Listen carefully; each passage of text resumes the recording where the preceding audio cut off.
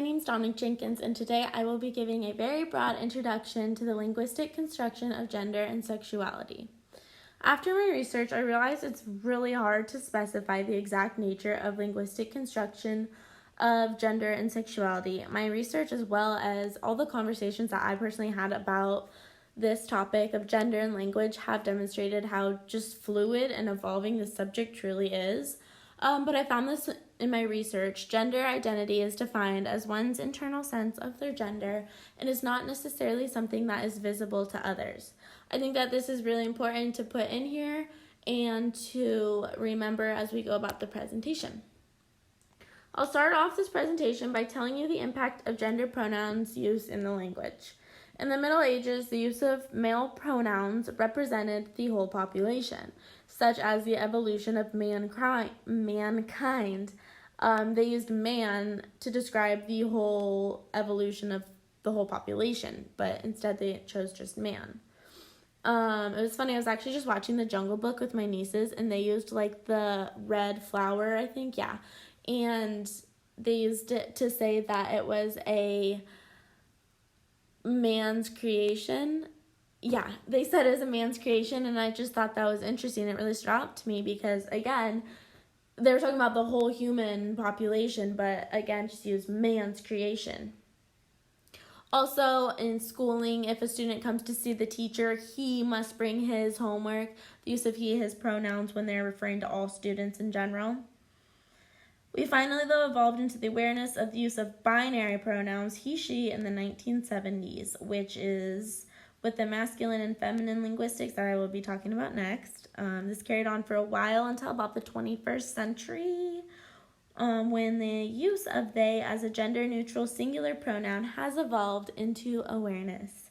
And it was actually recognized and put into the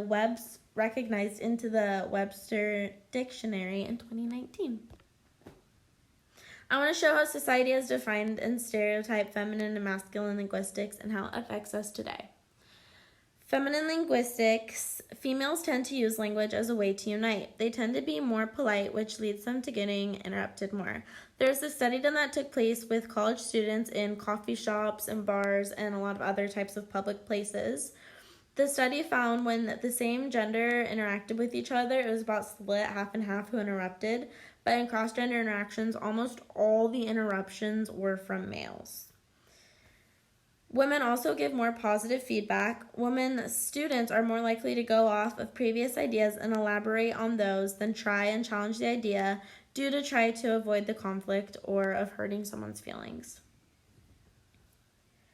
Women tend to gossip more about personal things such as relationships or people they know and then share their feelings about it, which creates the gossip. Next, talking about masculine linguistics. Men tend to use language to show assertion and dominance, which then conforms them to the male stereotypes. Men are known and repeatedly show signs and data to be more aggressive and dominant in situations. They tend to be more assertive and confrontational.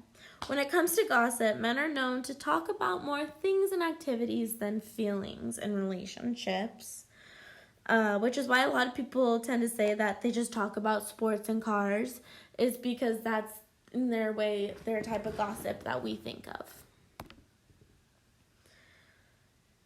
Next, I'm going to talk about another study of linguistics that has been largely excluded in sociolinguistic studies until recently.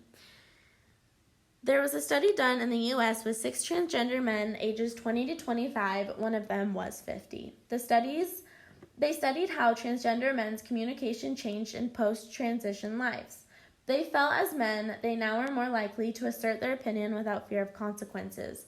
One participant also said because they were socialized as a female to be less opinionated. They also feel better challenging others and more inclined to call people out. Giving and taking those verbal jabs was also something the participants said they were more comfortable with because that's how men usually interact with each other, is through those types of jabs and such. Making requests was split by the participants, though. Half said they felt less comfortable making them because it made them feel less masculine for asking for help, whereas the other half said they felt more inclined to make requests because people would be more willing to do it for them, which is the social dominance. The researchers also asked about changes to their voices specifically. The intonation, I always have trouble saying that, intonation, which is the rise and fall of the voice, in women are seen to be a greater range.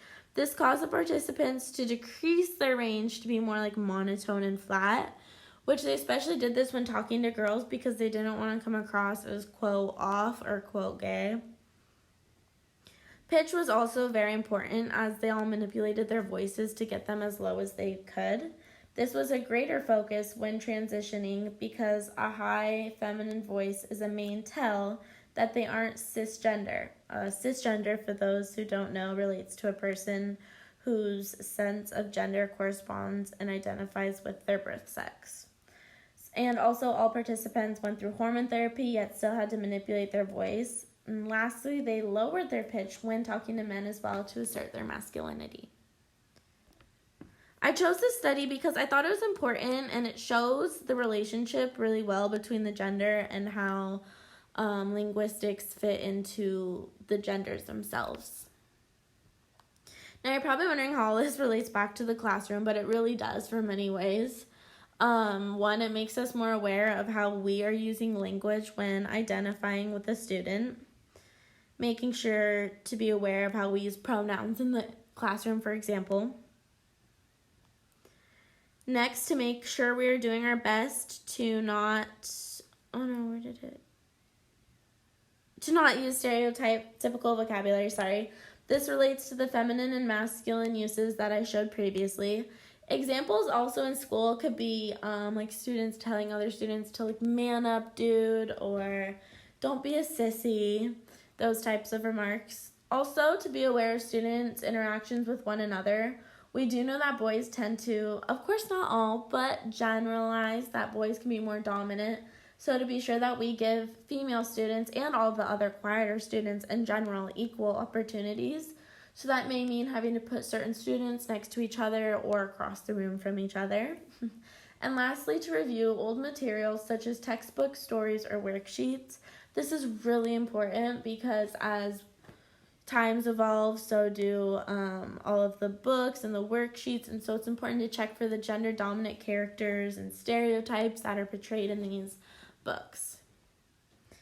And lastly, just as I stated in the beginning, gender linguistics is a fluid subject that just keeps progressing and evolving over time. It's important to constantly assess how we interact with our students, and we always make sure we are providing an environment that they feel safe and themselves in. Thanks, guys. That's it, and I'll see you all Monday.